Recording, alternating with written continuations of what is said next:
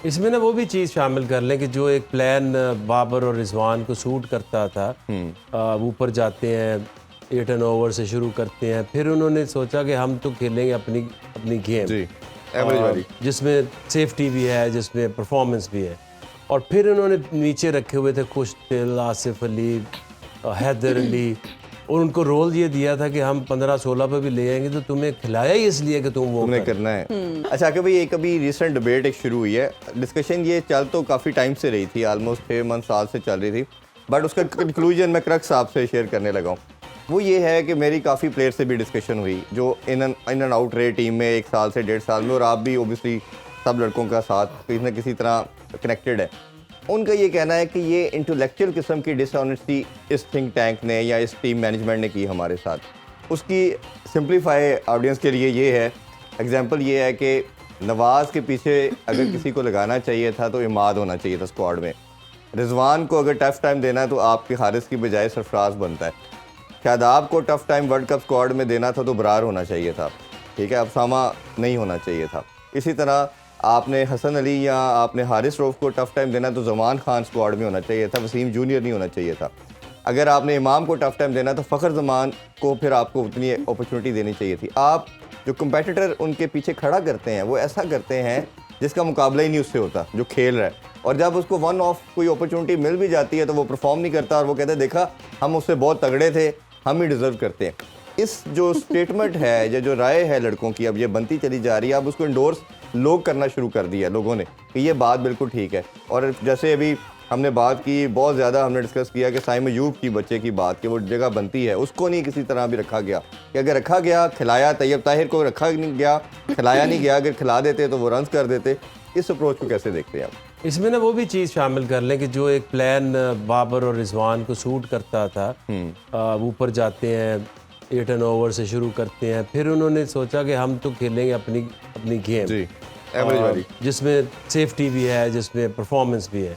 और फिर उन्होंने नीचे रखे हुए थे खुशदिल, आसिफ अली, हैदर अली, और उनको रोल ये दिया था कि हम 15-16 पे भी ले आएंगे, तो तुम्हें खिलाया ही इसलिए कि तुमने करना है, 8 गेंदों पे 30 करो, ठीक है। तो वो कभी ऐसे नहीं होता कि चाहे T20 हो, 50 ओवर हो, कि आप आते ही आपको हर दफ़ा आप दूसरी तीसरी बॉल से शुरू और छक्के मारने शुरू कर दें। हर प्लेयर जो आगे थोड़ा टाइम लेता है, तो जो पावर में होता है वो अपनी कंफर्ट जोन में चला जाता है और लोगों को कहता है कि तुम आग में जलो।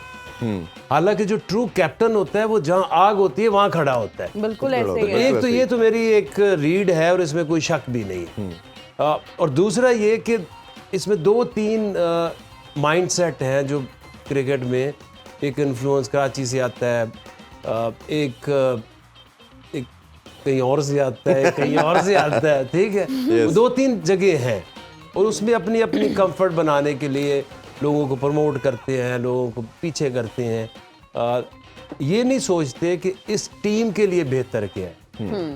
क्योंकि देखिए जो अभी मेरी जो उस दिन मुलाकात हुई है वहाँ इंजमाम भी थे, तो इंजमामुल हक मुझे कहते हैं कि उनको रिप्लेस करो, तो मेरे पास तो रिप्लेसमेंट ही नहीं है। 10 लड़के तो हमने गिना दिए अभी। अच्छा, तो ये जो सारे लोग हैं जो पूरे पाकिस्तान में क्रिकेट खेलते हैं, वो क्या खेलते हैं? गिल्ली डंडा खेलते हैं। क्यों नहीं है? आपकी ए टीम किधर है? आपकी वो जो एकेडमी में जो ट्रेनिंग है, जो अगर आपकी चलती है रेगुलर, तो ये कैसे हो सकता है पाकिस्तान में प्लेयर्स नहीं है? ये फिर एक बहुत अच्छा एक्सक्यूज होता है जी कि टैलेंट ही खत्म हो गया, तो जो है इसी से गुजारा करो। अभी भी लोग ये कह रहे हैं कि तुम लोग क्यों कह रहे हो कि कप्तान बाबर ठीक नहीं है, तुम्हारे पास तो चॉइस ही कोई नहीं है। तो अगर ऐसी क्रिकेट खेलनी है जो हमें दिखानी है, हमने नहीं देखी। बिल्कुल ठीक बात। It has to be done proper way, और इसमें अगर कहीं आपने नहीं काम किए हुए तो उसमें दोबारा से करके बेहतर हुआ जा सकता है। जी, लेकिन बेहतर करने के लिए आपकी इंटेंशंस नहीं, तो मैं तो जब यकीन करें, इरफान आपको याद होगा, मेरे पास ये एविडेंस है, हमारी डॉक्यूमेंट्री के अंदर एविडेंस है। जब मैं 2016 में दुबई से आया था तो ये स्टेटमेंट्स हैं, शाहिद अफरीदी की है, नजम सेठी की है, इंजमामुल हक की है, कि जी पाकिस्तान में टैलेंट खत्म हो चुका है, सबकी ऑन बोर्ड है। ठीक है। फिर हम सड़कों में निकले तो ढूंढा। मैं कैसे मान लूं, हम कैसे मान लें कि नहीं है टैलेंट? तो ये अभी 10-12 लड़कों के जो नाम लिए, तो ये क्या कम्पिटिटिव क्रिकेट नहीं खेल सकते?